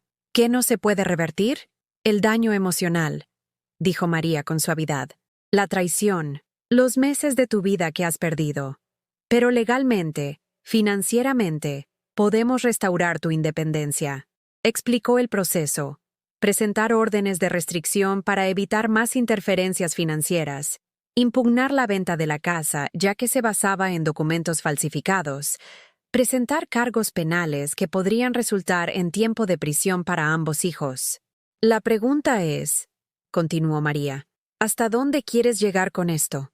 Algunas familias pueden recuperarse de situaciones como esta con asesoramiento y límites legales. Otras, el daño es demasiado severo para la reconciliación. Pensé en la voz de Daniel por teléfono, en lo rápido que se había vuelto frío cuando me resistí a sus planes. Pensé en la amenaza de Jason de hacerme declarar enferma mental cuando me defendí. Pensé en los nietos que apenas me conocían, a quienes les habían enseñado a verme como una obligación en lugar de una persona.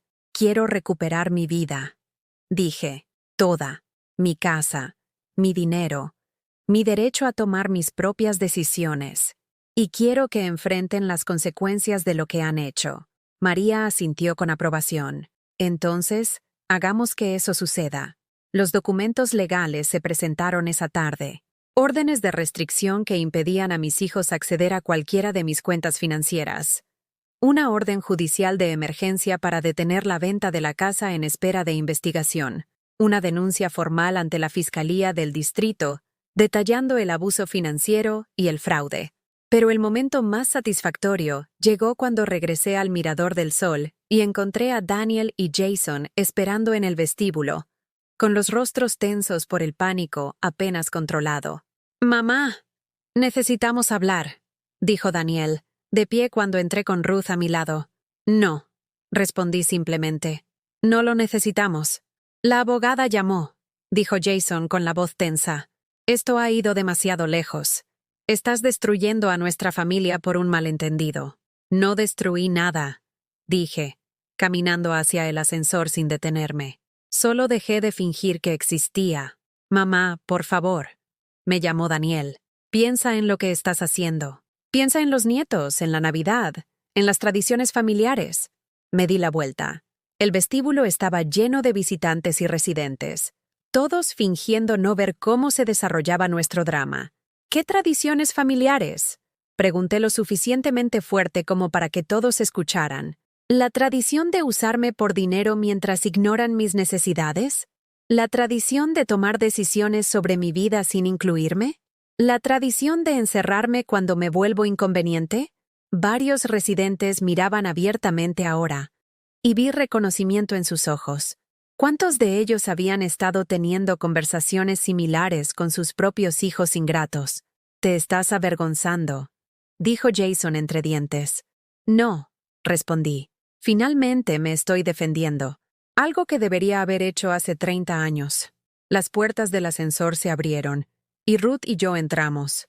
Cuando las puertas comenzaron a cerrarse, vi a mis hijos de pie en el vestíbulo, luciendo perdidos y desesperados por primera vez desde que comenzó esta pesadilla.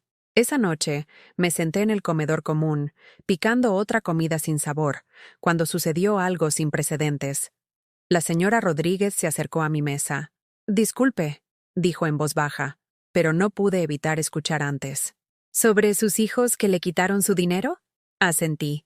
«Mi hija hizo lo mismo», susurró, mirando a su alrededor para asegurarse de que ningún miembro del personal estuviera escuchando. Vació mis cuentas, vendió mi coche, convenció a todos de que estaba demasiado confundida para administrar mis propios asuntos. «¿Qué hiciste?» «Nada», dijo con tristeza.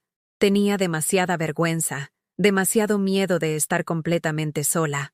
Pero escuchándote hoy, tal vez no sea demasiado tarde para algunos de nosotros. Durante la hora siguiente, 3 residentes más se me acercaron en silencio. El señor Patel, cuyo hijo lo había convencido de ceder su negocio, temporalmente, y luego hizo que la transferencia fuera permanente. Elena, cuya hija la había trasladado al Mirador del Sol, e inmediatamente vendió su condominio para pagar la boda de su propia hija. La señora Kowalski, cuyo nieto había estado robando sus cheques de seguro social durante 2 años. Cuentan con que nos avergoncemos demasiado para contraatacar, observó Gloria mientras nos reuníamos en el salón después de la cena. Demasiado preocupados por lo que la gente pensará, demasiado asustados de ser completamente abandonados. ¿Pero qué pasaría si ya no tuviéramos miedo?, pregunté. ¿Qué pasaría si todos nos defendiéramos juntos? La idea que surgió esa noche fue simple pero radical. Nos ayudaríamos mutuamente. Compartir información, brindar apoyo emocional, conectarnos con abogados y defensores que pudieran ayudarnos a reclamar nuestras vidas robadas. Algunos de nosotros recuperaremos nuestra independencia. Les dije al pequeño grupo que se había reunido a mi alrededor.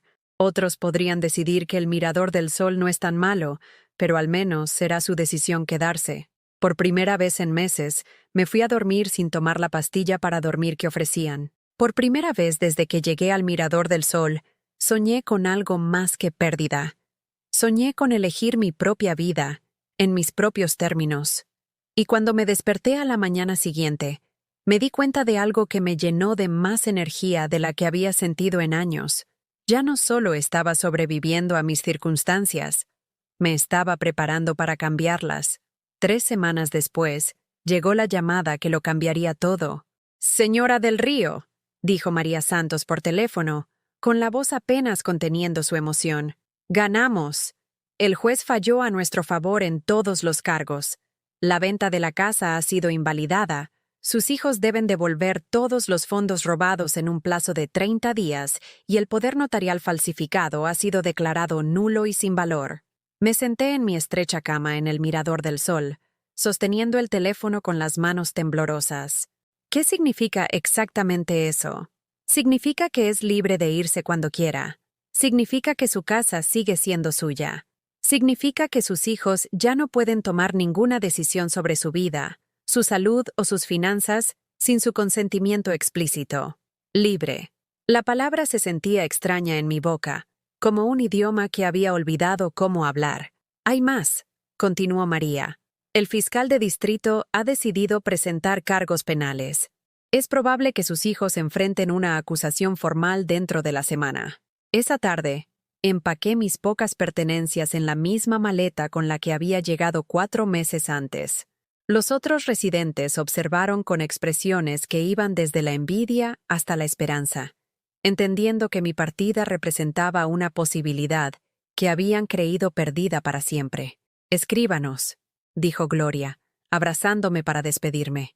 «Cuéntenos cómo te trata el mundo real». «Lo haré», prometí. «Y me mantendré en contacto con María. Ella ha aceptado encargarse de más casos como el nuestro». La señora Rodríguez me puso en la mano un pedazo de papel doblado. «La información de contacto de mi hija», susurró. Tal vez es... También tuve una conversación con ella.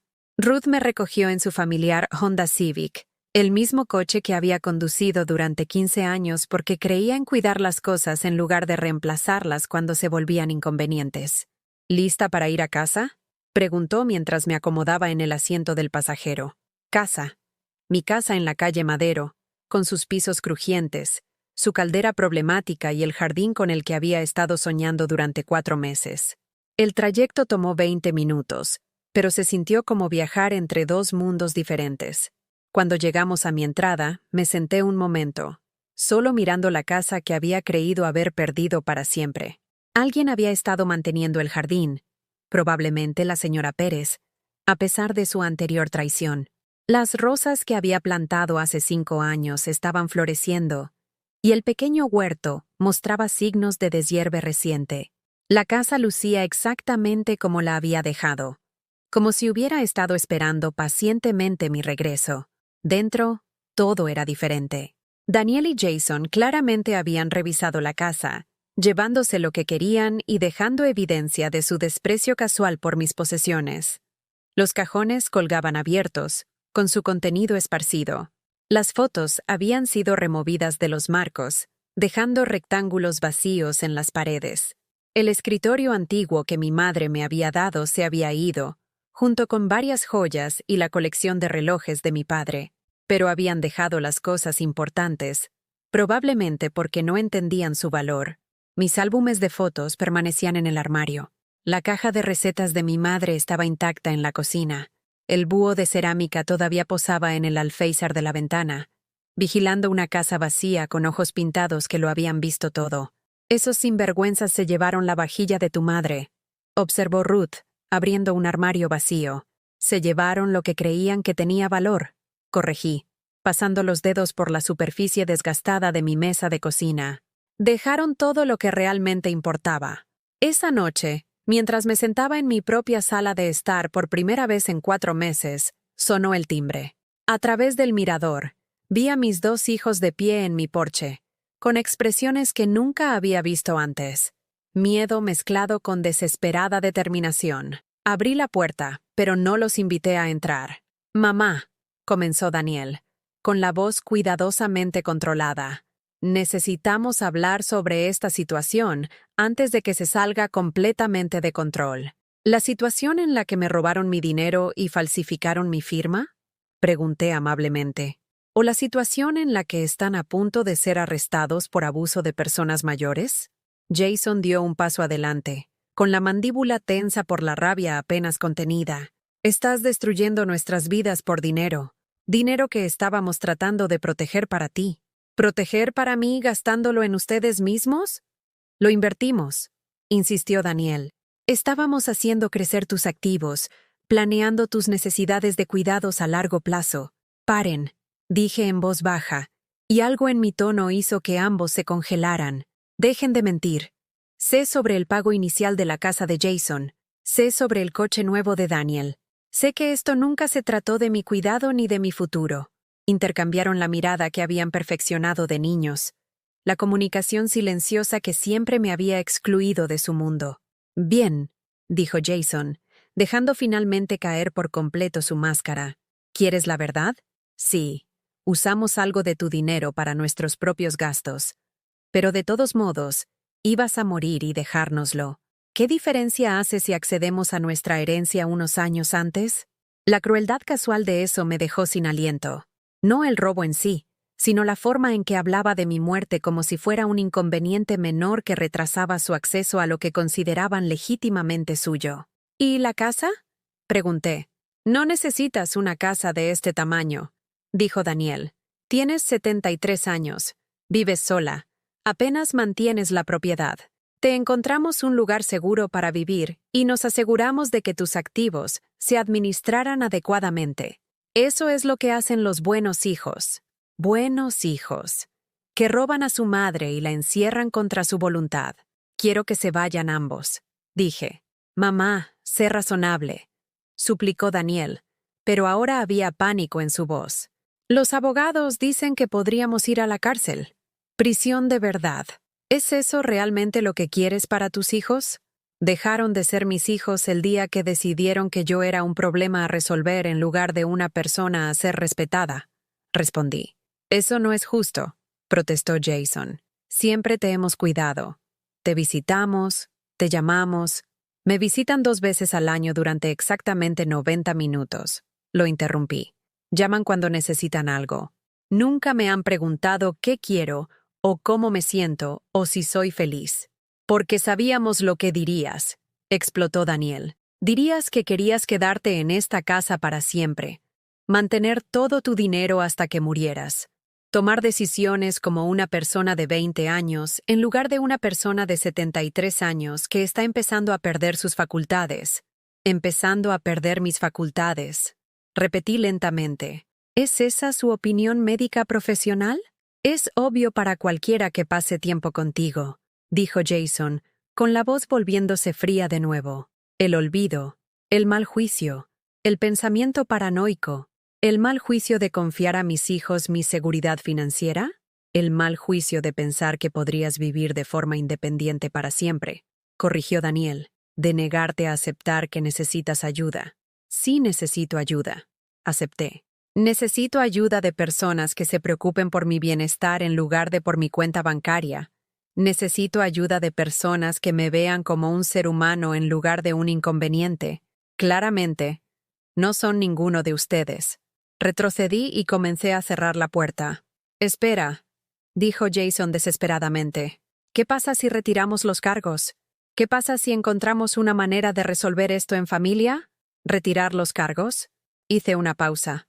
No pueden retirar cargos que no presentaron. El fiscal de distrito los presentó, porque lo que me hicieron es un delito, no un desacuerdo familiar. Mamá, por favor, suplicaba Daniel ahora. Toda la pretensión de autoridad se había ido. Piensa en los nietos, piensa en la Navidad, en los cumpleaños, en las reuniones familiares. ¿Vas a destruir todo eso por dinero? Los nietos. Navidad. Reuniones familiares en las que me sentaba en la periferia, útil para traer regalos y limpiar después, pero nunca verdaderamente incluida en la celebración. No estoy destruyendo nada, dije. Simplemente estoy deteniendo mi participación en una relación que solo fue en una dirección. ¿Así que eso es todo? La voz de Jason se volvió fea de nuevo. ¿Nos estás sacando de tu vida por completo? Te estoy dando exactamente lo que me has dado durante años, respondí. Nada. Cerré la puerta y puse el pestillo con un clic satisfactorio. A través de la ventana, los observé de pie en mi porche durante varios minutos, probablemente debatiendo si tocar el timbre de nuevo o intentar otro enfoque. Finalmente, regresaron al coche de Daniel, con las cabezas inclinadas juntas en una conversación urgente. Se marcharon sin mirar atrás. Me preparé una taza de té. Té de verdad, no las bolsitas institucionales que servían en el mirador del sol, y me senté en la mesa de mi cocina, mirando el jardín que había extrañado tanto. Los tomates necesitaban ser atados, y las caléndulas podrían necesitar ser despuntadas, pero todo estaba creciendo exactamente como lo había dejado. El teléfono sonó alrededor de las 9 en punto. Jessica, la esposa de Daniel. Margarita, dijo, con la voz tensa de ira controlada. Creo que estás siendo increíblemente egoísta con toda esta situación. ¿Lo estoy? Daniel está fuera de sí. Está hablando de perder su trabajo, de que tengamos que vender nuestra casa para pagar a los abogados. Los niños están confundidos sobre por qué la abuela está enojada con papá. ¿Qué les has dicho? La verdad, que hubo un malentendido sobre algunos documentos financieros, y ahora estás tratando de enviar a su padre a la cárcel por eso. Un malentendido. 44,000 pesos en robos eran un malentendido. Jessica, dije con calma, tu esposo falsificó mi firma y robó los ahorros de toda mi vida. Eso no es un malentendido. Eso es un delito grave. Él estaba tratando de ayudarte. Estabas tomando malas decisiones, viviendo en una situación insegura. ¿Según quién? Según todos los que se preocupan por ti, espetó Jessica. Margarita, tienes 73 años. Ya no puedes vivir como si tuvieras 40. Todos los que se preocupan por mí, personas que me habían visto quizás una docena de veces en la última década. Tienes razón, dije. No puedo vivir como si tuviera 40. Necesito vivir como si tuviera 73, con la sabiduría para reconocer cuándo la gente me miente, la experiencia para detectar la manipulación y el respeto propio para rechazar las relaciones que solo benefician a la otra persona. ¿Así que realmente vas a dejar que vayan a la cárcel? ¿Tus propios hijos? Voy a dejar que enfrenten las consecuencias de sus elecciones, tal como he pasado los últimos 4 meses enfrentando las consecuencias de las suyas. Los niños crecerán sin su padre.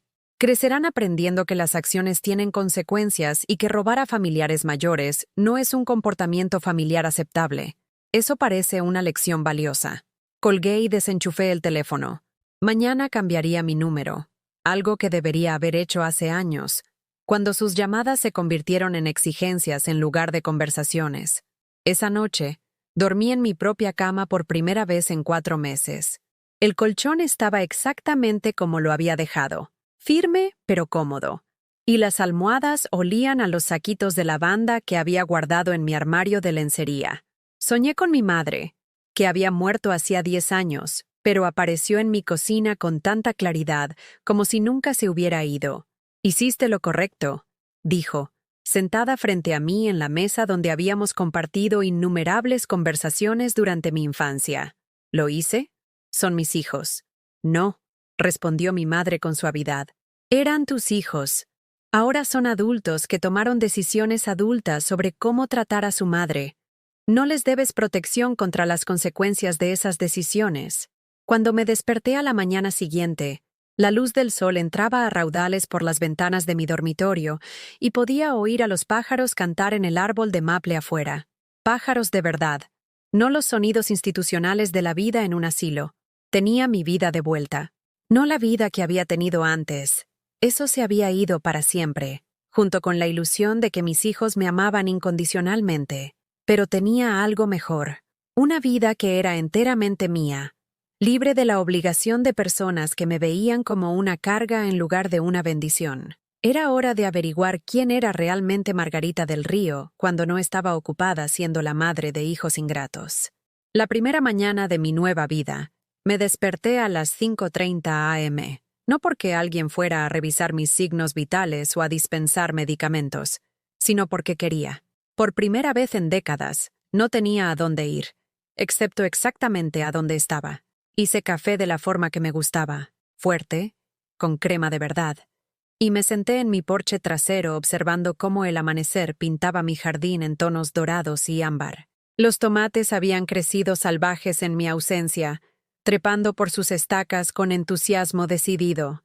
Las caléndulas se habían sembrado solas, creando pequeños parches de naranja y amarillo en los bancales de verduras, como confeti de la naturaleza. Todo estaba crecido, imperfecto, hermosamente caótico, como yo. Pasé esa primera semana volviendo a aprender el ritmo de mi propia vida. Desayunaba cuando tenía hambre. Me daba largos baños a mitad de la tarde. Me quedaba despierta hasta la medianoche leyendo libros que llevaba años queriendo leer. Ponía música fuerte, clásica por la mañana, jazz por la noche, y cantaba sin preocuparme por molestar a nadie. El silencio en mi casa no era el vacío hueco que recordaba de antes del mirador del sol. Estaba lleno de posibilidades, lleno de opciones que eran enteramente mías. El miércoles, hice algo que no había hecho en 30 años. Me compré flores. No para una ocasión especial, no porque alguien fuera a visitarme, sino simplemente porque los girasoles del mercado de agricultores me hicieron sonreír. Los arreglé en el jarrón de cristal de mi madre, el que Daniel y Jason habían dejado atrás porque no reconocieron su valor, y los coloqué en la mesa de mi cocina, donde podía verlos mientras tomaba mi café de la mañana. Las flores transformaron toda la habitación, añadiendo vida y color a espacios que se habían sentido grises y disminuidos. ¿Cuándo había dejado de creer que me merecía cosas hermosas solo por la belleza? Ruth llamó todos los días esa primera semana, aparentemente para saber de mí, pero en realidad para asegurarse de que no me estuviera ahogando en la soledad que le preocupaba que pudiera abrumarme. «¿Cómo te estás adaptando?», preguntó durante una de nuestras conversaciones nocturnas. «No me estoy adaptando», le dije, sorprendiéndome con la certeza en mi voz. «Estoy recordando quién era yo antes de convertirme en la madre de alguien, en el problema de alguien, en la obligación de alguien. ¿Y quién es esa?». Miré a mi alrededor en mi sala de estar, a los marcos de fotos vacíos donde solían colgar fotos de mis hijos, ahora llenos de instantáneas que había tomado de mi jardín, de mi vecindario, de mis propias manos trabajando en la tierra. «Todavía lo estoy descubriendo», admití, «pero es alguien con quien me gusta pasar tiempo». La segunda semana, hice algo aún más radical. Me uní a una clase de alfarería en el centro comunitario. Siempre había querido probar a trabajar con arcilla, pero nunca había tenido tiempo. Siempre las necesidades de otra persona tomaban prioridad. Siempre el horario de otra persona que debía acomodar. La instructora era una mujer llamada Sara, probablemente de unos 40 años, con delantales manchados de arcilla y arrugas de risa alrededor de los ojos. Los otros estudiantes iban desde universitarios hasta jubilados, todos unidos por el deseo de crear algo hermoso con sus manos. No se preocupen por hacerlo perfecto, nos dijo Sara durante la primera sesión. La arcilla tiene sus propias ideas sobre lo que quiere llegar a ser. Nuestro trabajo es escuchar y guiar, no controlar. Mientras entraba mi primer trozo de arcilla en el torno, sintiendo cómo giraba bajo mis palmas, pensé en lo diferente que era esto de todo lo que había estado haciendo durante los últimos 30 años. Nadie necesitaba este cuenco que estaba haciendo. Nadie dependía de que lo hiciera bien. Estaba creando simplemente por el placer de crear, por la alegría de ver algo tomar forma bajo mi toque. El cuenco se derrumbó 3 veces antes de que lograra levantar paredes que se sostuvieran. Pero en lugar de frustración, sentí exaltación. El fracaso aquí no era una crisis ni una decepción para nadie más. Era solo información, retroalimentación sobre qué intentar de forma diferente la próxima vez. Eres una artista, dijo Sara, mirándome alisar el borde de mi cuarto intento. ¿Has trabajado con arcilla antes? No, dije, sorprendida por lo firmes que se veían mis manos, por lo seguros que se sentían mis movimientos. Pero creo que he estado esperando toda mi vida para probar esto. Durante la tercera semana, sucedió algo inesperado. Estaba trabajando en mi jardín, trasplantando las plántulas de tomate voluntarias que habían brotado por todas partes, cuando una joven apareció en mi cerca. «Disculpe», gritó. «¿Es usted la señora Chen?» Levanté la vista, protegiendo mis ojos contra el sol de la tarde. Tenía unos 25 años, con ojos amables y una sonrisa nerviosa. «Sí, soy yo. Soy Emma Peterson, la nieta de la señora Peterson». Me contó sobre lo que pasó con sus hijos, sobre cómo usted luchó y recuperó su vida. La nieta de la señora Peterson, la mujer cuyas llamadas telefónicas habían iniciado toda esta pesadilla. Quería pedirle disculpas, continuó Emma, acercándose a la cerca. Mi abuela ha estado diciendo a la gente que estaba tratando de ayudar, pero creo que solo estaba chismeando. No entendía cómo sus llamadas se usarían en su contra. Dejé mi paleta y caminé hacia la cerca. De cerca, Emma se veía cansada, preocupada por algo más allá de la participación de su abuela en el drama de mi familia. ¿Qué está pasando realmente?, pregunté amablemente. La compostura de Emma se quebró. Es mi abuelo. Ha estado teniendo problemas de memoria, confundiendo el dinero, olvidando pagar las facturas. Mi abuela está abrumada, y mis padres siguen hablando de meterlo en un asilo. La historia familiar. Otra familia enfrentando las complejas realidades del envejecimiento. Otro grupo de hijos adultos buscando soluciones simples a problemas complicados. Pero él no está listo para eso, continuó Emma. Solo necesita algo de apoyo, algo de estructura.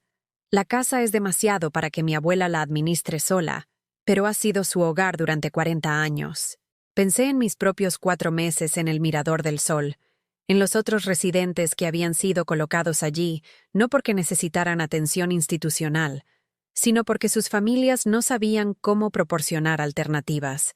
¿Qué quiere su abuelo?, pregunté. Quedarse en casa, mantener su jardín, dormir en su propia cama. Emma se secó los ojos con el dorso de la mano, lo mismo que cualquiera querría. Esa tarde, me encontré sentada en la sala de estar de los Peterson, bebiendo té y hablando con los abuelos de Emma sobre opciones que probablemente no sabían que existían. Auxiliares de salud a domicilio que podrían ayudar con las tareas diarias.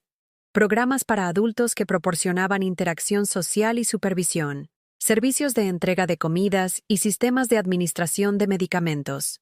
El problema es, les dije, compartiendo lo que había aprendido de María Santos, ustedes tienen más control sobre esta situación de lo que creen. Nadie puede obligarlos a entrar en un asilo si son capaces de tomar sus propias decisiones. El señor Peterson, a pesar de sus problemas de memoria, estaba lo suficientemente lúcido cuando la conversación se centró en su autonomía. Eso es lo que no dejo de decirles, dijo, con su voz cobrando fuerza. No estoy listo para que me encierren. Entonces no lo esté, dije simplemente. Consiga la ayuda que necesita para quedarse en casa, pero deje claro que esta es su elección, su vida. Al final de la tarde, habíamos hecho una lista de recursos para explorar y programado una reunión con un coordinador de atención a personas mayores que podría ayudarlos a desarrollar un plan que honrara los deseos del señor Peterson, mientras abordaba las preocupaciones de la señora Peterson. Muchas gracias, dijo Emma cuando me preparaba para irme. No sabía a dónde más acudir. Mis padres tienen buenas intenciones, pero están tan centrados en lo práctico que no están escuchando lo que realmente quieren mis abuelos. Caminando a casa, me di cuenta de que algo había cambiado dentro de mí. Por primera vez en meses, había usado mi experiencia para ayudar a alguien más a navegar una crisis en lugar de solo sobrevivir a la mía. Me había convertido en una defensora en lugar de una víctima, en un recurso en lugar de una carga. Esa noche llamé a María Santos.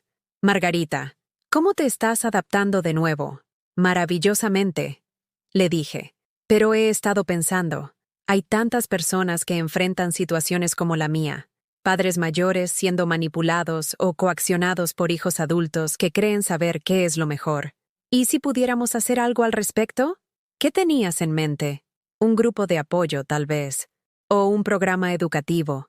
Algo que ayude a las personas a entender sus derechos antes de que los pierdan. María se quedó callada un momento. ¿Sabes? He estado pensando lo mismo. Recibo llamadas todas las semanas de personas que no sabían que podían defenderse hasta que era casi demasiado tarde, pero la mayoría de ellos no tienen tus recursos ni tu determinación. Entonces démosles ambos. Durante los siguientes días, desarrollamos un plan, una reunión mensual del grupo de apoyo en el centro comunitario, talleres educativos sobre derechos de las personas mayores y protección financiera. Una red de recursos que conectara a los residentes mayores con defensores, abogados y servicios sociales. Lo llamaremos el Proyecto Autonomía, sugirió María, porque de eso se trata realmente. Ayudar a las personas a mantener su derecho a tomar sus propias decisiones. La primera reunión estaba programada para el mes siguiente. Diseñé volantes, otra habilidad que había olvidado que poseía, y los distribuí en la biblioteca, el centro para personas mayores y los centros de atención médica locales. Pero el momento más significativo llegó cuando recibí una carta de Gladys de El Mirador del Sol. Querida Margarita, escribió con su cuidadosa letra. Su partida ha causado un gran revuelo aquí. 3 residentes más se han puesto en contacto con abogados sobre sus situaciones financieras, y la señora Rodríguez finalmente confrontó a su hija sobre el dinero robado.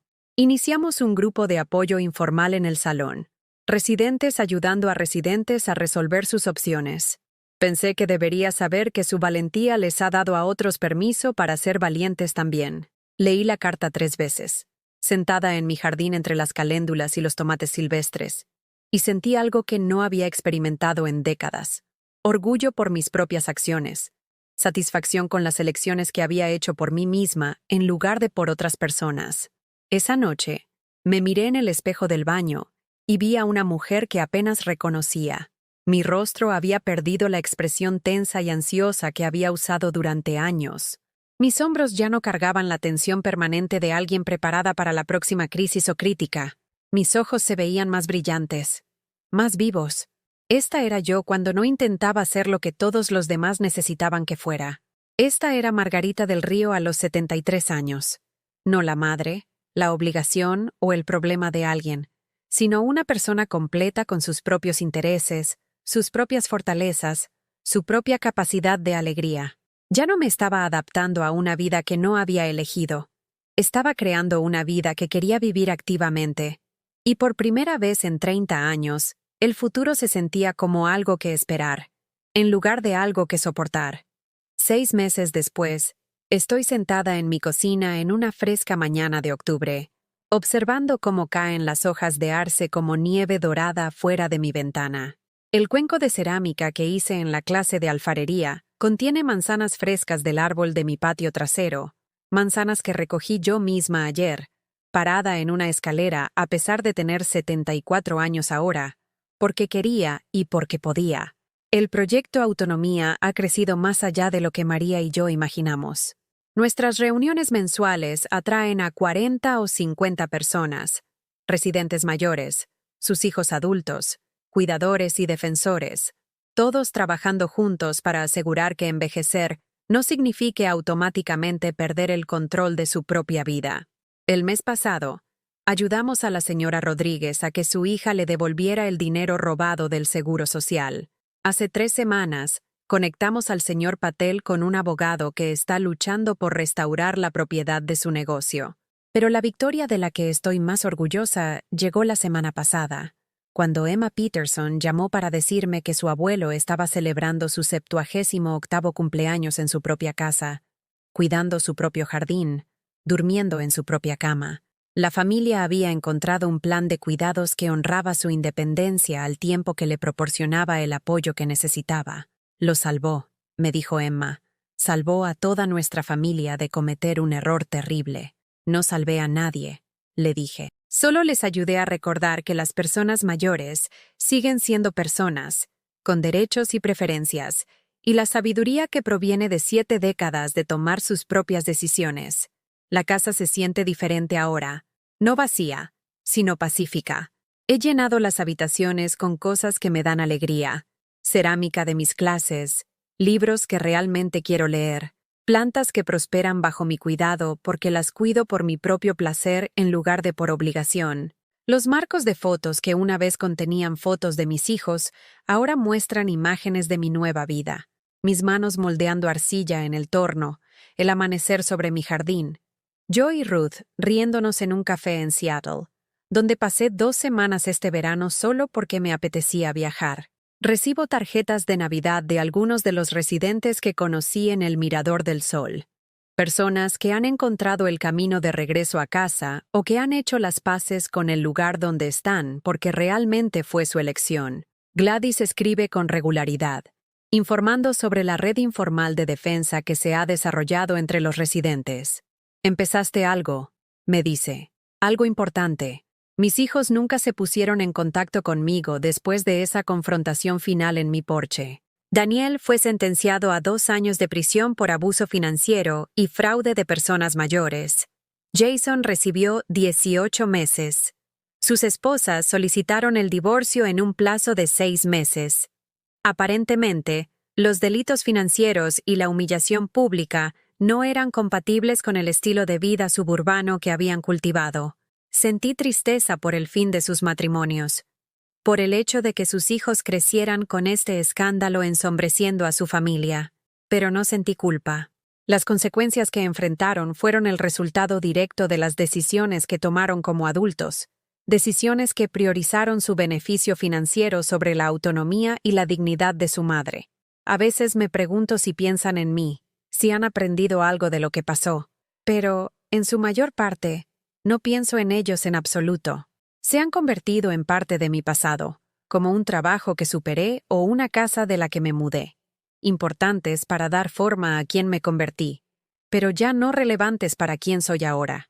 La mujer que soy ahora se despierta cada mañana preguntándose qué cosa interesante podría suceder hoy, en lugar de temer qué crisis se espera que resuelva. Hace planes basados en sus propios intereses en lugar de en las necesidades de otras personas. Dice no a las peticiones que no se alinean con sus valores y sí a las aventuras que despiertan su curiosidad. El mes pasado, me inscribí en una clase de español para principiantes porque siempre he querido visitar México. La próxima primavera, estoy planeando un retiro de alfarería en Nuevo México, donde pasaré una semana aprendiendo técnicas tradicionales de artistas nativos americanos. Estas no son cosas que la antigua Margarita hubiera considerado. Demasiado caras, demasiado autocomplacientes, demasiado arriesgadas para una mujer de mi edad. Pero la nueva Margarita ha aprendido algo que la antigua nunca entendió. A los 74 años, con buena salud y seguridad financiera, me quedan quizás 10 buenos años, quizás 15. Si tengo suerte. Esos años son demasiado preciosos para pasarlos haciendo que otras personas se sientan cómodas con mis decisiones. Ayer, recibí una visita inesperada. Una joven llamó a mi puerta, nerviosa y vacilante, presentándose como Sofía, la hija de Jason, mi nieta. He querido contactarte durante meses. dijo, sentada en el borde de mi sofá como si necesitara correr en cualquier momento. Pero mi mamá dijo, bueno, dijo que ahora nos odiabas por lo que hizo papá. Sofía tiene 19 años. Es estudiante de segundo año en la Universidad Estatal de Portland y estudia trabajo social. Tiene los ojos verdes de Jason, pero ninguno de su encanto calculado. Cuando habla, me mira directamente con el tipo de atención honesta que había olvidado que mi familia era capaz de tener. No te odio, le dije. Tampoco odio a tu padre, pero no puedo tener relaciones con personas que me ven como un recurso a gestionar en lugar de como una persona a respetar. Sé que lo que hizo estuvo mal, dijo en voz baja. Robarte. Meterte en ese lugar en contra de tu voluntad. No supe nada de eso hasta después de que lo arrestaron, pero cuando me enteré, sacudió la cabeza. Me dio mucha vergüenza. No tienes que avergonzarte de las decisiones de tu padre, le dije. Solo necesitas ser responsable de las tuyas. Hablamos durante 2 horas. Me contó sobre sus estudios, su interés por la defensa de los derechos de las personas mayores, sus planes de trabajar con personas mayores después de graduarse. Le conté sobre el proyecto Autonomía, sobre mis clases de alfarería, sobre la vida que he construido desde que dejé el Mirador del Sol. ¿Estaría bien si te visitara de nuevo? Preguntó mientras se preparaba para irse. No porque quiera algo, no porque esté tratando de arreglar lo que pasó con papá, solo porque eres mi abuela y me gustaría conocerte. Miré a esta joven que había conducido por la ciudad para disculparse por los crímenes de su padre, que había elegido acercarse a pesar de la desaprobación de su madre, que había pasado toda nuestra conversación preguntando sobre mi vida en lugar de hablar sobre sus propias necesidades. Me gustaría, dije, pero debes saber que no soy la misma abuela que recuerdas. Ya no preparo grandes cenas familiares, ni envío cheques de cumpleaños, ni cuido niños los fines de semana. No estoy disponible para resolver problemas ni proporcionar trabajo gratuito. Sofía sonrió. Bien, no quiero a alguien que esté disponible para esas cosas. Quiero una abuela que enseñe alfarería y defienda los derechos de las personas mayores, y viaje a México para aprender español. Eso suena mucho más interesante. Después de que se fue, me senté en mi jardín con una taza de té, observando cómo la luz de la tarde filtraba a través de las hojas de arce.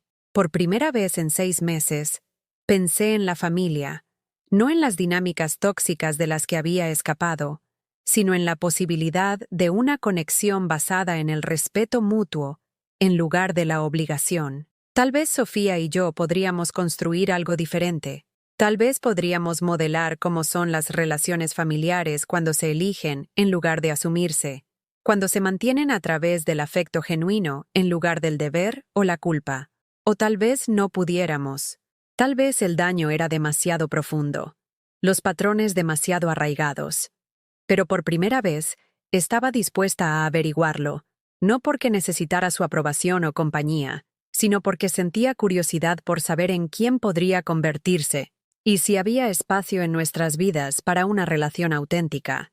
Esta noche, mientras escribo en el diario que he empezado a llevar, otro nuevo hábito que no sirve a nadie más que a mí misma, me doy cuenta de cuán profundamente ha cambiado mi definición de éxito.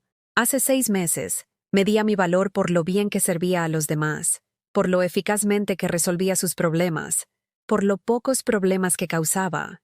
Ahora lo mido por lo honestamente que vivo, por lo valientemente que tomo decisiones, por cuánta alegría puedo crear en los momentos ordinarios de un día ordinario. Tengo 74 años. Vivo sola por elección. Gasto mi dinero en clases de alfarería, flores frescas y libros que me hacen pensar. Defiendo los derechos de las personas mayores porque me importa, no porque nadie lo espere de mí. Planeo viajes, hago amigos y persigo intereses que no tienen nada que ver con las necesidades o la aprobación de nadie más. Algunas personas podrían llamar a esto egoísta. Yo lo llamo esencial. La verdad es que no dejamos de ser seres humanos completos cuando cumplimos 60, 70 u 80 años. No nos convertimos repentinamente en niños que necesitan que otras personas tomen decisiones por nosotros. No perdemos automáticamente el derecho a vivir de acuerdo con nuestros propios valores y preferencias solo porque hemos acumulado más cumpleaños que las personas que nos rodean. Pero demasiados de nosotros olvidamos esto. Nos dejamos disminuir, gestionar, almacenar, descartar. Aceptamos las limitaciones de otras personas en nuestras vidas porque tememos estar completamente solos o porque hemos internalizado el mensaje de que pedir lo que queremos es egoísta o irrazonable. Estoy aquí para decirles, no es egoísta querer autonomía sobre su propia vida. No es irrazonable esperar respeto de las personas que afirman amarte. No es demasiado tarde para elegir de manera diferente. Incluso si tienes 73 años y vives en un asilo que alguien más eligió por ti. El día que salí del Mirador del Sol, no fue el día en que recuperé mi antigua vida. Fue el día en que descubrí que podía crear una completamente nueva. ¿Alguna vez te has sentido olvidado, descartado o almacenado por las personas que se supone que te aman más? ¿Alguna vez te has preguntado si hay algo más en la vida que gestionar las expectativas de otras personas y resolver sus problemas? Házmelo saber en los comentarios. Leo cada uno de ellos y tus historias son importantes para mí. Y si esta historia tocó algo en ti, si te recordó que todavía tienes opciones, poder y el derecho a vivir de acuerdo con tus propios valores, por favor, pulsa ese botón de me gusta y suscríbete a este canal. Estas historias necesitan llegar a las personas que más necesitan escucharlas, porque a veces lo más radical que puedes hacer es recordar que tú importas tanto como todos los demás y actuar como tal.